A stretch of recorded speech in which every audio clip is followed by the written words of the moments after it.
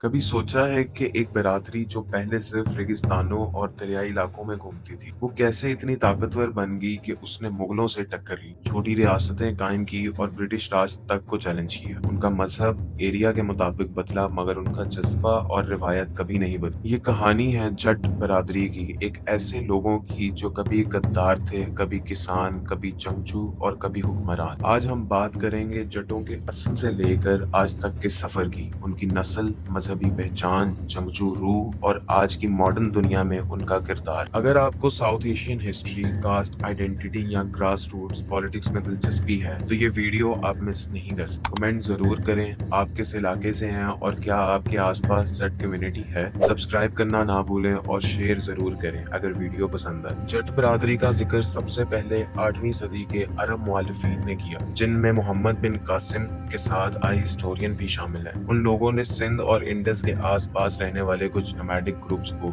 जट कहा। ये लोग रेगिस्तानी, मरतूब और पहाड़ी इलाकों में छोटी छोटी कम्युनिटीज में रहते थे, ज्यादातर पास्टोरलिस्ट या गद्दार या जानवरों के साथ दरिया के किनारे सफर करते थे। इनका ताल्लुक किसी एक मजहब से नहीं था, ना ही इनका रहन सहन जिंदगी किसी स्ट्रक्चर्ड कास्ट सिस्टम का हिस्सा था। ये अपनी जिंदगी में आजाद थे। 11वीं से लेकर 16वीं सदी तक कई जट ग्रुप्स ने इंडस के किनारे से पंजाब की तरफ हिजरत की। पंजाब ज्यादातर गैर आबाद था। इन लोगों ने यहाँ खेती बाड़ी शुरू की और नदियों के किनारे नई आबादकारी की। इन्होंने पहली बार सकिया वाटर व्हील्स का इस्तेमाल किया और धीरे धीरे जमींदार बन गए। मुगलों के दौर तक जट का मतलब किसान बन चुका था। 1595 तक जट जमींदारों के पास पंजाब में 32% से ज्यादा जमीन का कब्जा था, जो किसी भी कास्ट के लिए एक रिमार्केबल फिगर। जब तक ये लोग गद्दार थे, इनका किसी एक बड़े मजहब से ताल्लुक नहीं था, मगर जब जरात शुरू हुई तो उन लोगों का मजहब भी अपना लिया जिनके बीच वो बसे थे। वेस्ट पंजाब में ये मुस्लिम हो गए,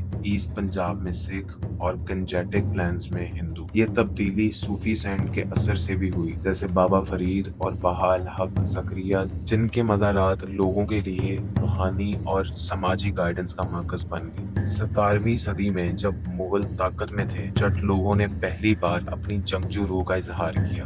गोकुला जट ने मथुरा में औरंगजेब के खिलाफ बगावत की। फिर आया सूरजमाल, भारतपुर का राजा, जिन्होंने जट रियासत को पॉलिटिकल ताकत बनाया। ईस्ट पंजाब में जट सिख मिसल्स ने सिख पांथ को फौज में तब्दील करने में लीड किया। 12 सिख मिसल्स में से 8 मिसल्स की क़यादत जट सरदारों के पास थी। ये सब लोग आज जमींदार भी थे और जंगजू। मुगल रिकॉर्ड उन्होंने कभी डाकू लिखता था और कुछ ही सालों बाद ये छोटी रियासतों के राजा बन गए। 20वीं सदी तक ब्रिटिश राज में जट लोगों को मार्शल रेस समझा गया, खासकर सिख जट। उन्हें फौज में भर्ती किया गया और जमींदारी का स्टेटस दिया गया। पार्टीशन के बाद मुस्लिम जट पाकिस्तान आ गए। Central and southern Punjab Sikh, Kashmir Sikh और हिंदू जट इंडिया में रहे। पंजाब, हरियाणा, यूपी, राजस्थान। आज भी पाकिस्तान में जट लोग सियासत, जमींदारी और मिलिट्री में असर रखते हैं। इंडिया में जट वोट बैंक काफी स्ट्रॉन्ग है, खासकर पंजाब और हरियाणा। अब ये लोग आईटी, लॉ, ब्यूरोक्रेसी